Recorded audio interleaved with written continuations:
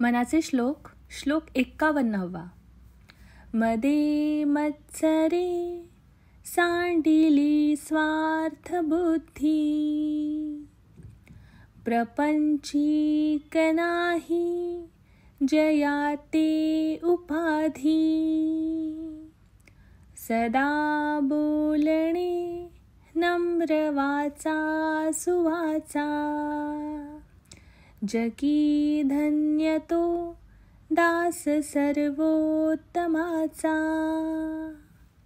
आपल्या 51व्या श्लोकात समर्थ म्हणतात, मदे मत्सरे सांडिली स्वार्थबुद्धी, प्रपंचीक नाही जयाते उपाधी.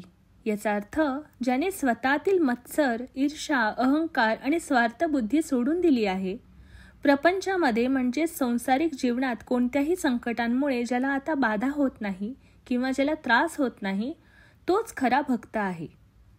सदा बोलणे नम्र वाचा सुवाचा, जगी धन्य तो दास सर्वोत्तमाचा.